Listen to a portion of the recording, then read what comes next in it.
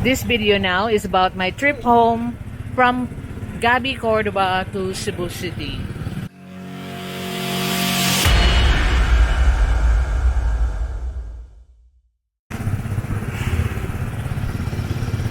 Now I'm inside a tricycle going to Cordova Grand Mall to catch the BR for Cebu City and get my vehicle and go home.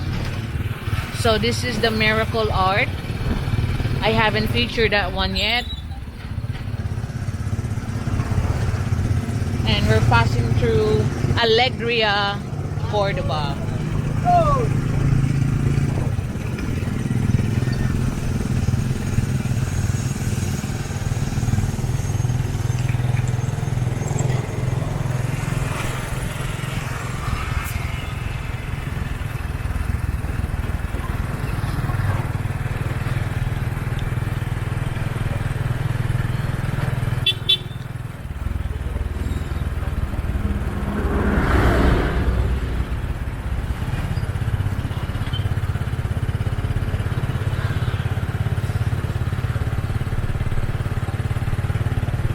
You can see that the roads needs fixing. That's why they're doing it now.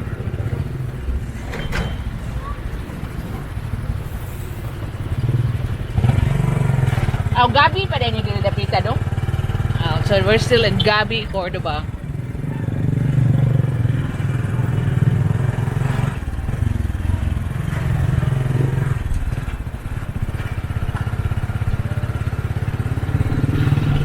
So they have some multi-cabs there for sale.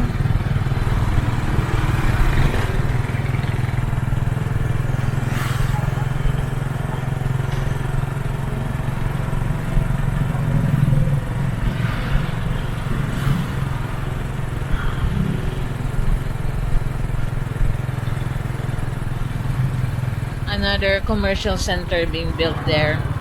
This is Golden Meadows subdivision.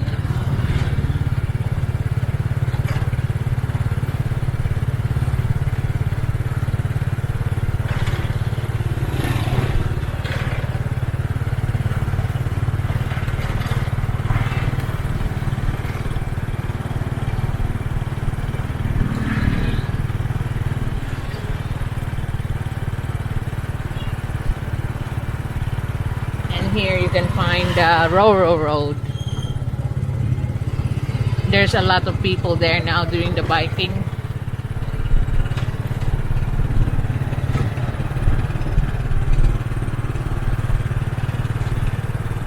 So the Gabi is inside Barangay Alegria. Kaniyon, saan nga barangay dong?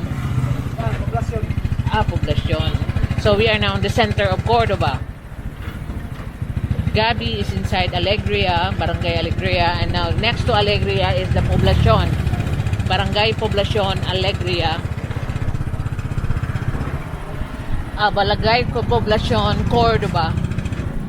Sorry. Say Cordova. So I'm gonna catch the BR to go home to the city.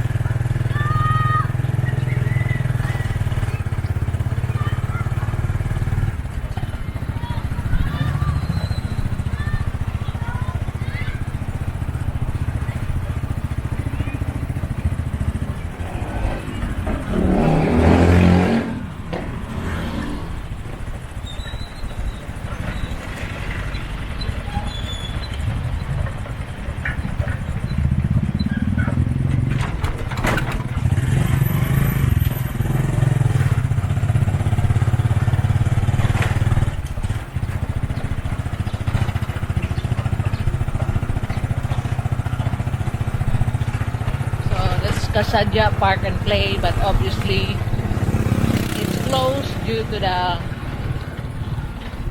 worldwide closed down.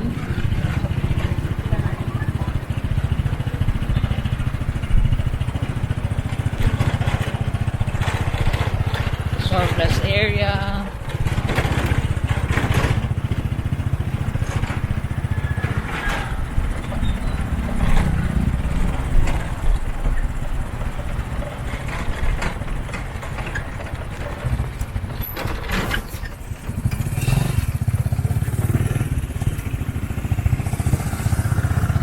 So we are now nearing Grand Mall Cordova, in which I will catch the BR going to Cebu City.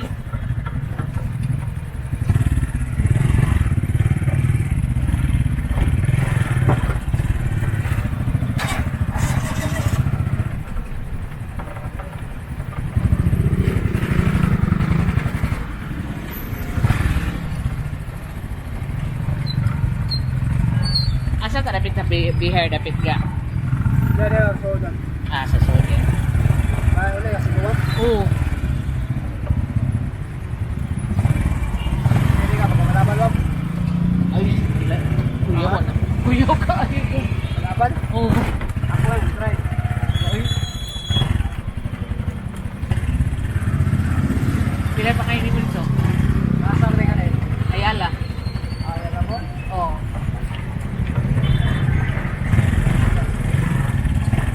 Nag-break sa kaya na rin. So, wala pala. Iglesia ni Cristo. That's across the Grand Mall.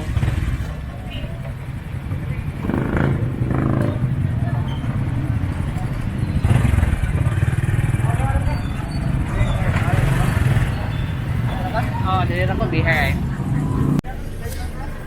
So, I am now inside a Bihar van that will take me to SM, and then from SM, I'll take a taxi towards Ayala Center, Cebu, where I park my car.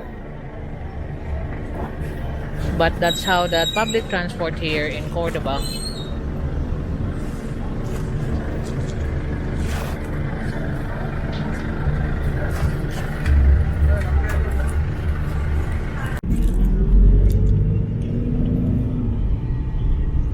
So I'm on my way now back to Cebu City, and I am riding through a Bihar van. So we are now in the area of Pilipog, Cordova.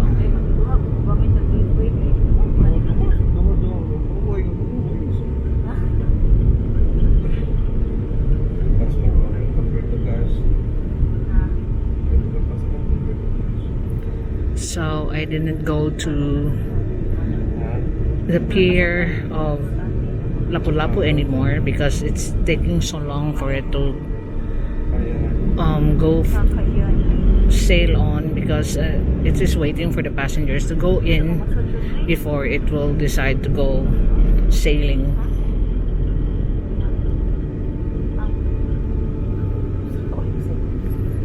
So this is around Barangay Pilipog barbecue area.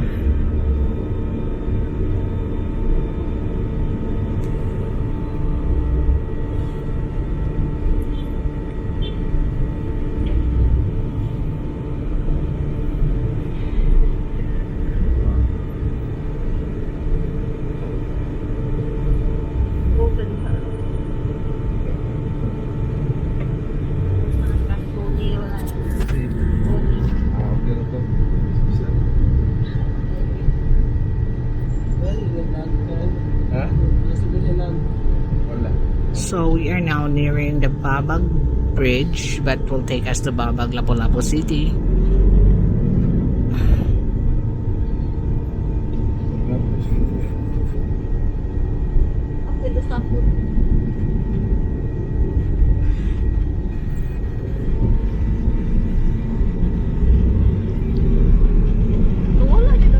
So there we are. We are now on the Babag Bridge. We have left Cordova Island.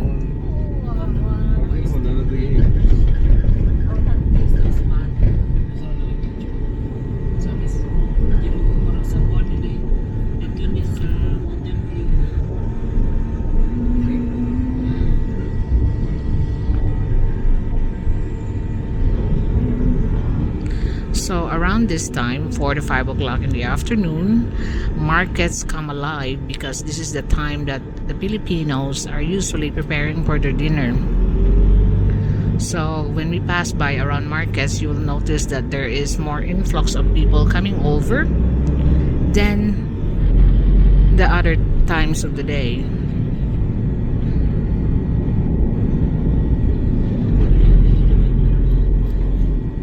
Dan and Rico, they have left Talamban, so they are here in Cordova.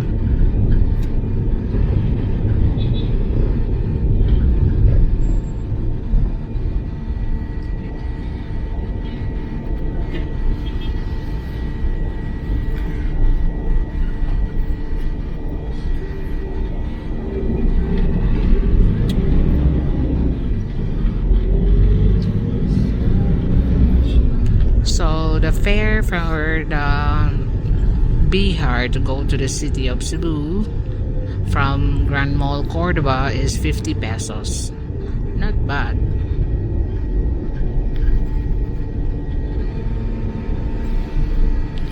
But considering that how fast a Bihar can go through the traffic, so it's worth it.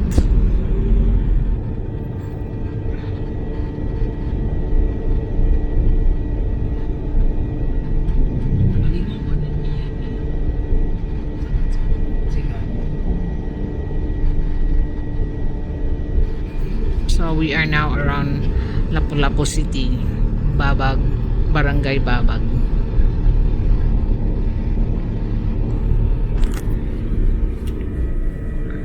I have noticed in this area that they are not as progressive as the other side, which is around the Lapu-Lapu shrine.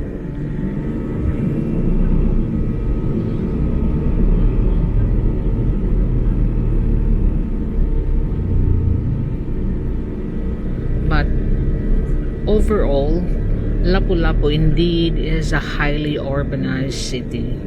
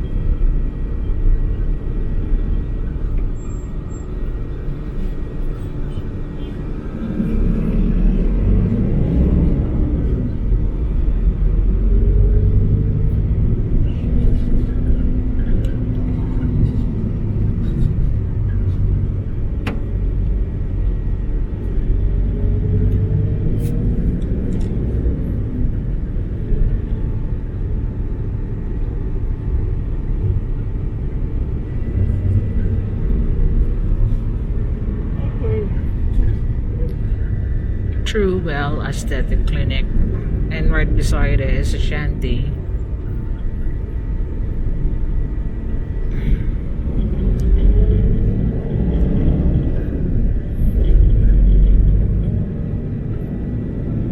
So we are still looking at the old official colors of Lapu-Lapu City, but it now has changed to blue, like the waves of the sea.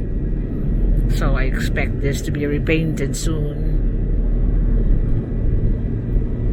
And that's the Bahay Tibay models.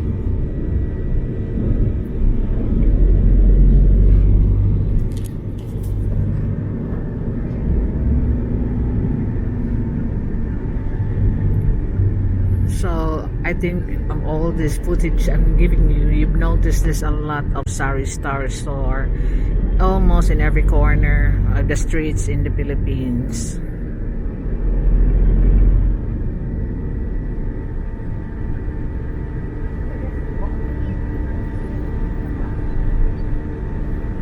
But the thing that you will not notice most is the pathways or the sidewalks for the pedestrians, which is really sad because nothing is being provided for that by the government. Only a very minimal number of areas are having pathways like the Jones Avenue, that pedestrians can walk through safely without risking their life of being run over. And we are now on the market area. There you can see is now getting busy.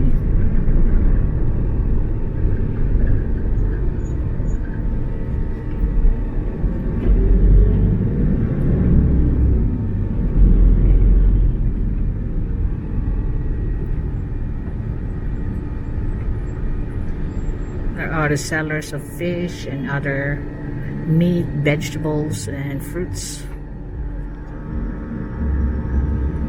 right on the roadside.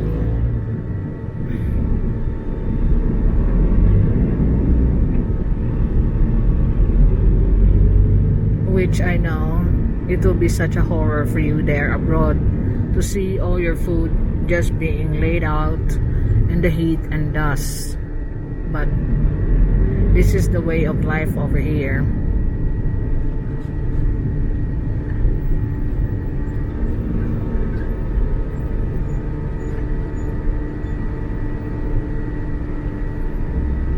Now you see that it's a rush hour time now, and traffic is now getting worse as we go further in the city.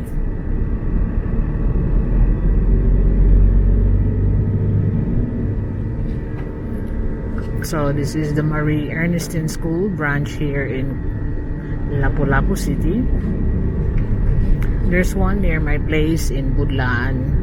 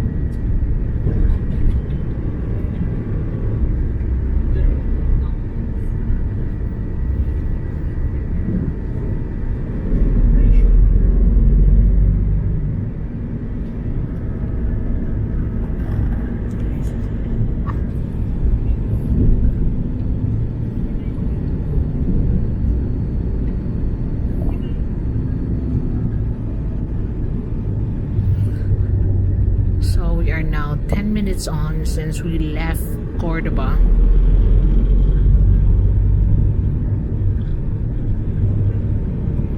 A lot of shops, shanty shops.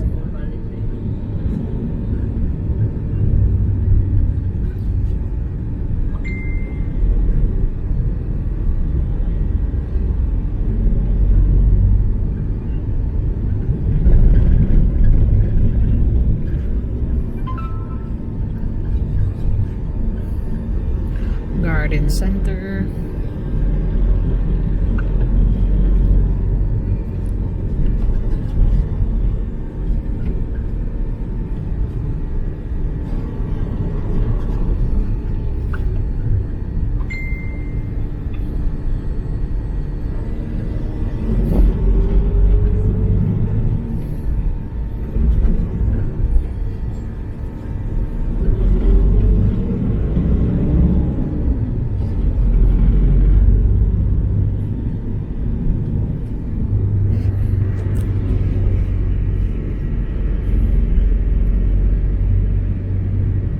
Apartment area.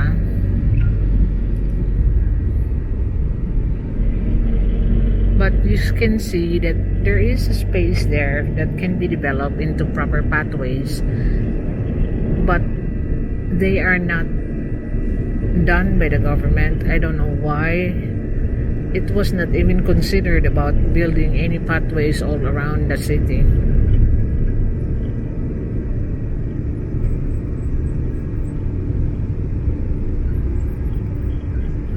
Because one thing that I've noticed on my trips abroad is the big pathways that anyone can walk through safely in most of their big cities, Tokyo, New York, London, Singapore. pathways are there for people to safely walk on the street. But unfortunately, we don't have that in the Philippines.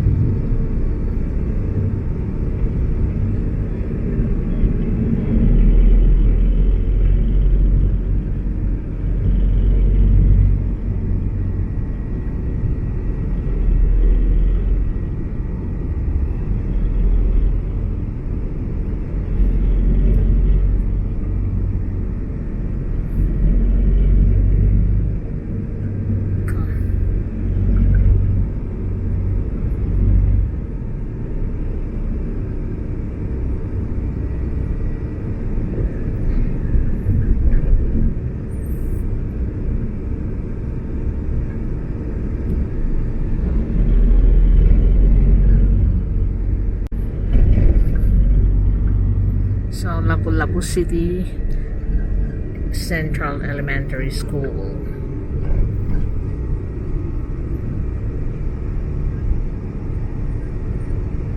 So, we are actually in Poblacion, the central of Mactan Island.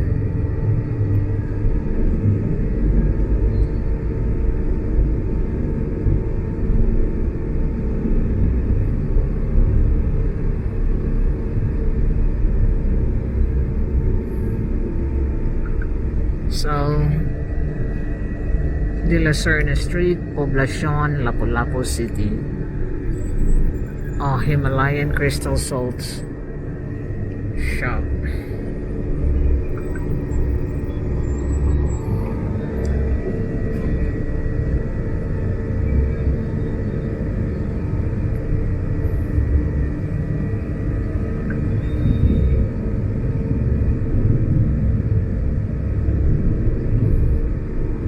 So this Poblacion area is now lined up with loads of shops. Even sellers just sell on the street on the back of a truck.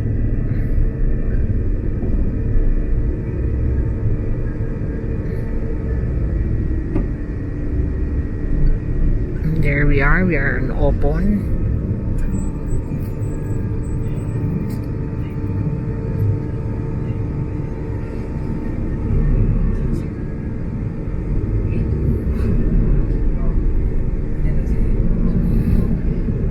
So this is De La Serna Street, Lapu-Lapu City Public Market Barbecue Station.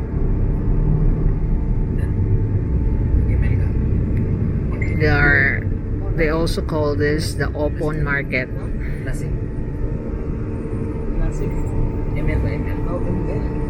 There. The market is so busy at this time. During normal days it's worse than now, but it's still busy. Sige, sige. Sige lang, sige lang. Plastic lang. Oo, plastic lang. Oxide lang. Ihinay lang.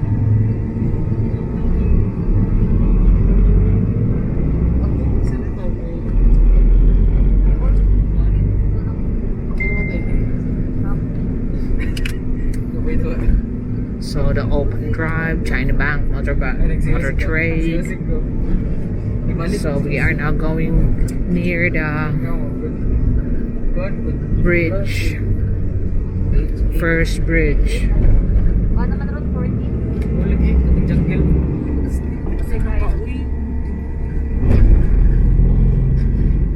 That's Super Metro. We're gonna pass in a minute. That's Super Metro, Lapu-Lapu City. 7. Actually, I work 7. Wala man ako dito. Then beside it is a commercial center, the arcade. Most of the shops there are closed as well. So, like the travel tours, because they can't function.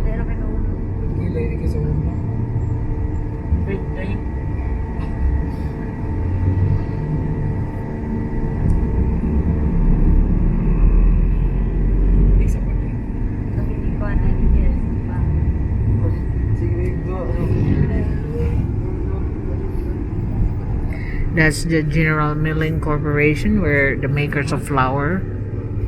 Club Wild Girls. So they are open. Summer promo, Red Horse, 450 pesos. So they are open.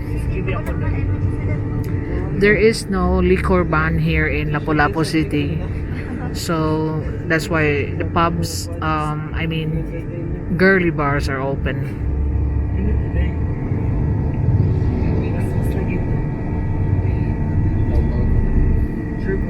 And beside it is an eatery. You can see the smoke that's coming out from near that car, that it is a barbecue station area.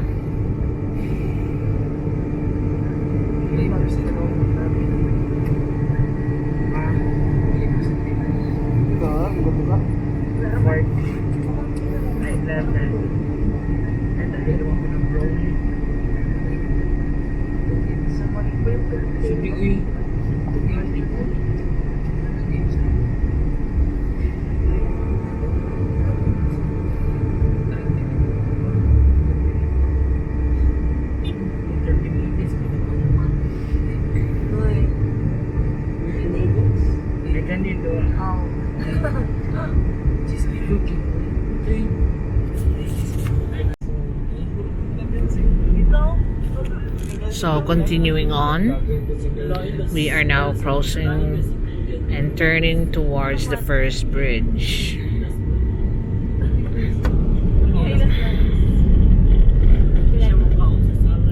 We are now in Barangay Paho.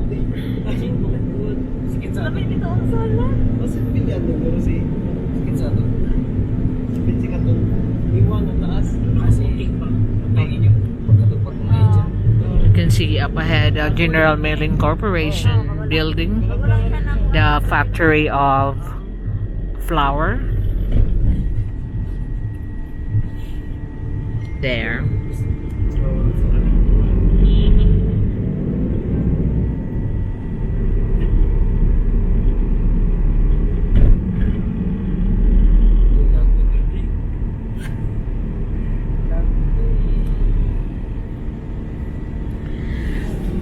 And you can see the skyline of Cebu City that keeps changing almost on a monthly basis, because every now and then skyscrapers finish up or building up. There you can see two buildings of Mandani Bay, and there will be 21 more buildings to go.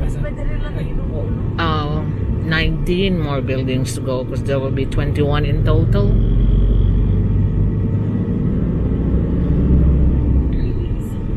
They are actually repainting the old bridge into orange.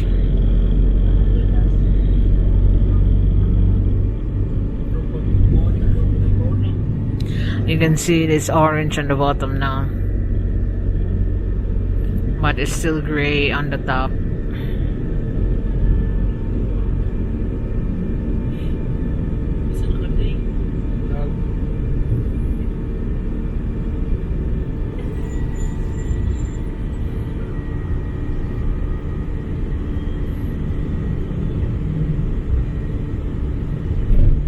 You can see down there the shoreline where most of the Bajau people are also there, because I was told by some of the Bajau in Alaska, Mambaling, that some of their tribe mates are here.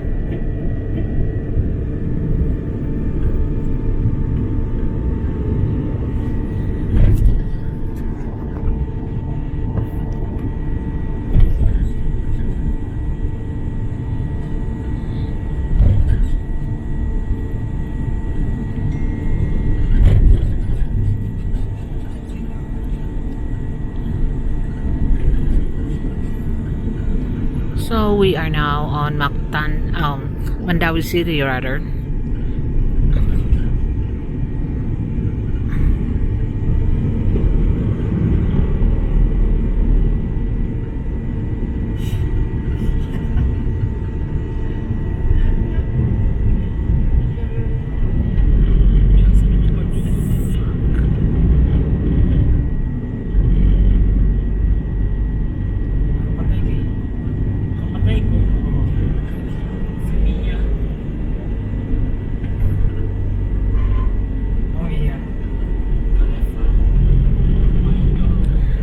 Barangay Cambaro, Mandaue City.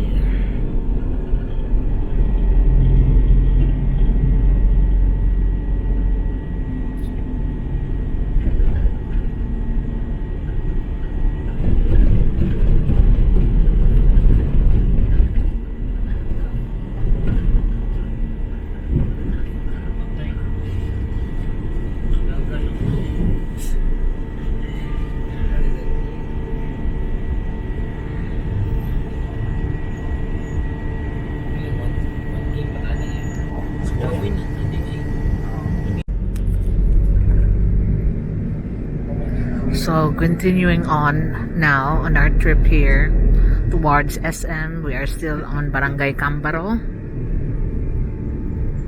Mandaue City.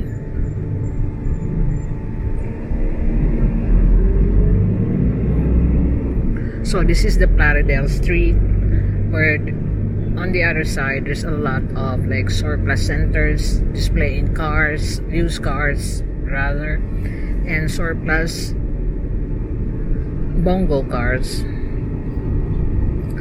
bongos that I featured some of them before.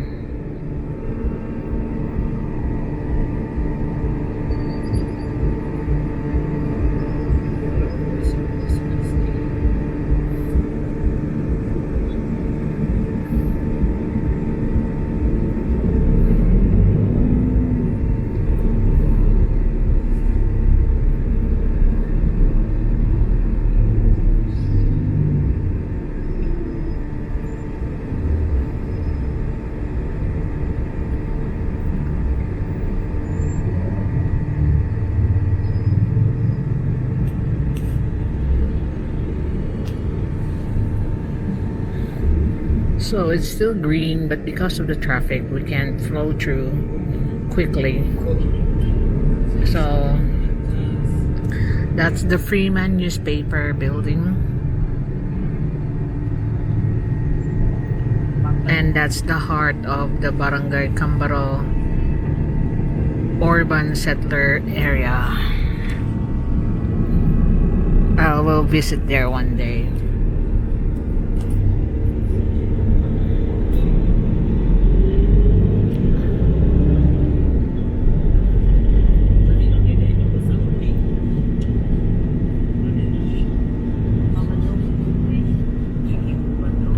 Also around this area in Luok, this is Luok area now, where you can find a historical monument called Bantayan sa Hari, but unfortunately it was not developed or even renovated to make it look nice as it is part of our history, but it still can be seen. So it is still there despite that it's from the Spanish time. Bantayan sa Hari, where it used to be like a king's tower. It is strategically located around the Cebu Island, and one is in Luok, Mandaue City. So that will be one of my features in the future, to see one of the historical site that's left undeveloped and not promoted.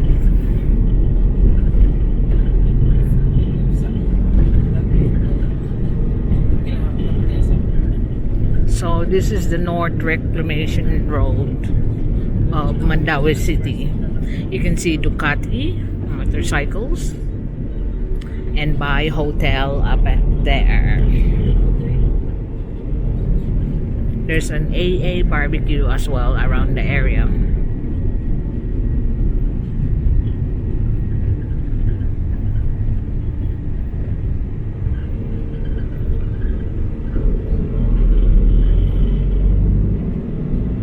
So that's the Cebu Convention Center. It's now dilapidated, and all the shanties around there are from the fire victims of Mandaue City.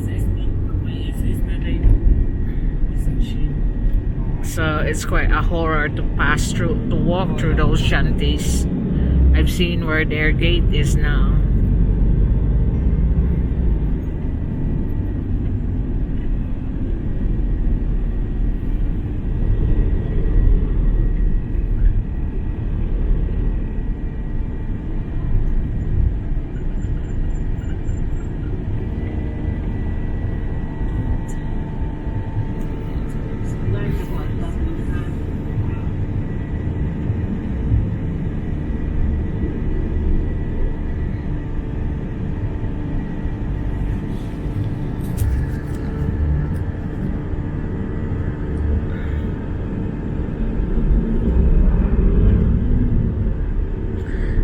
that's Park Mall, Mandaue City.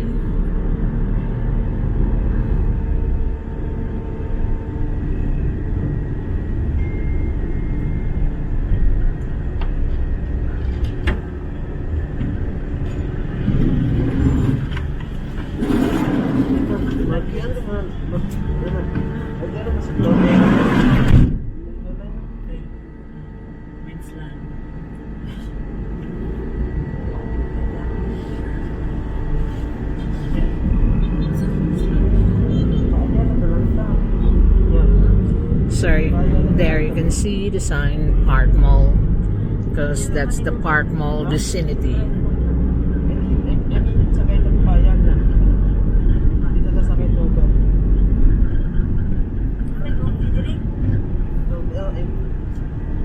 Ato jeep pa bana.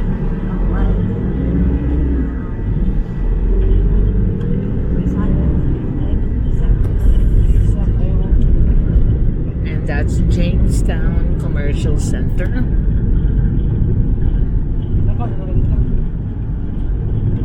And Kawasaki has transferred there from Hernan Cortez Road, Chongwa Hospital.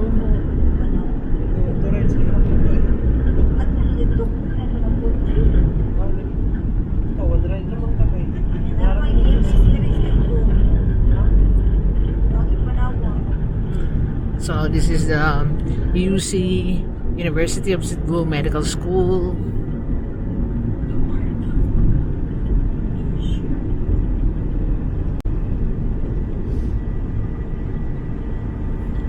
Now this is the crossing that you can go to SNR, the membership shopping, where you can buy a lot of imported worldwide items. That's the one I featured, that it is like a Costco in America. Here, this is the bus for hire. If you have the tourist bus for hire. That's the SkyGo motorcycle dealer. That's their depot.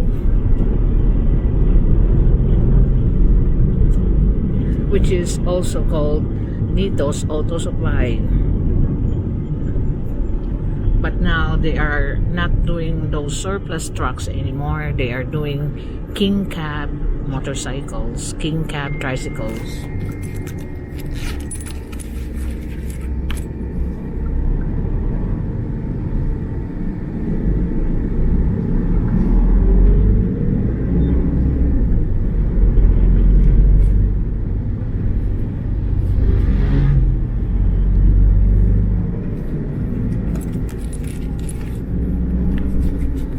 Cafe Racer.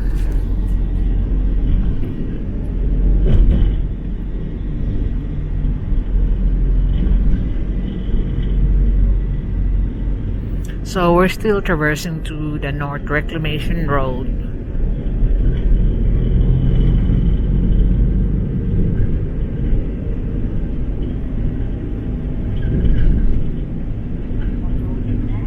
But you can see up ahead, we're nearing the SM City Cebu, because you can see Blue Radisson building.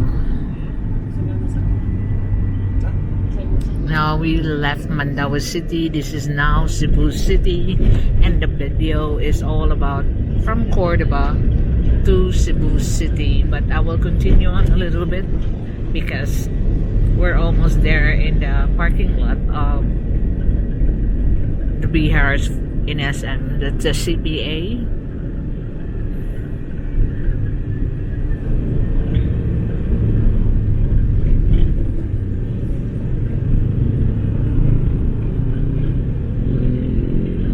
That's Multicab parts being sold.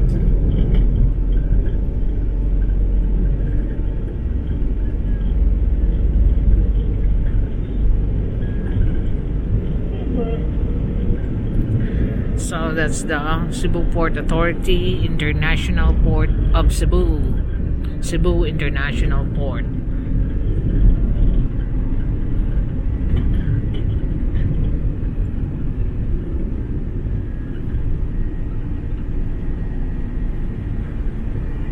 where all those cranes that lift all the container vans. And now we are in the vicinity of SM City, Cebu.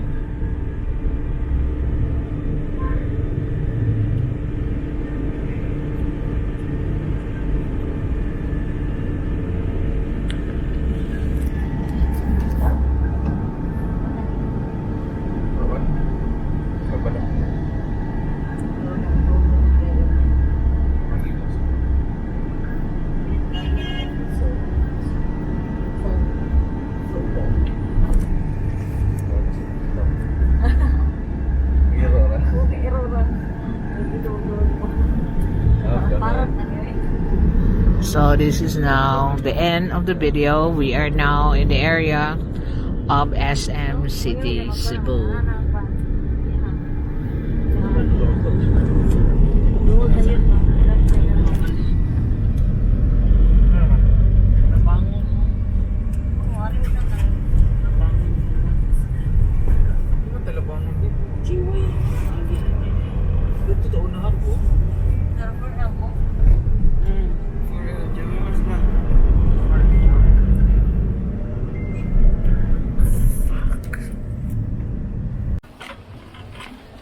I'm here now in Ayala Center, Cebu Metro Groceries, and I'm picking up some stuff just to bring home. And I don't know what's the fascination, but a lot of people's asking me if Jello is available in the Philippines. It's common. I'll show you. There's the Jellos. And there's more Jellos.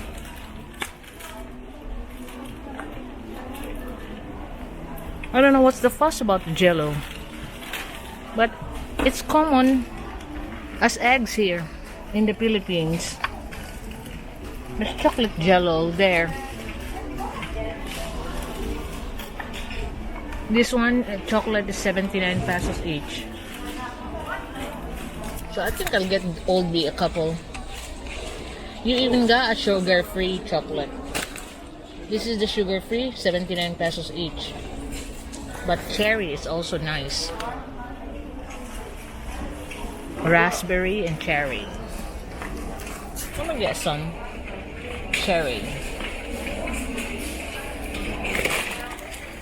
So what's the fuss with Jello? I don't know, but I'll try it.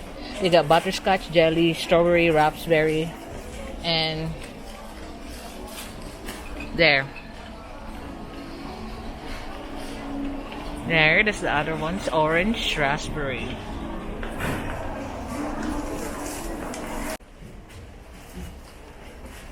So these are Jellos, and you can also have the local counterpart of Jello, which is the gulaman, Zano gulaman. Because Jellos are called gulaman here. But Jellos is not hard to find here in the Philippines. They are available in every grocery store that I know.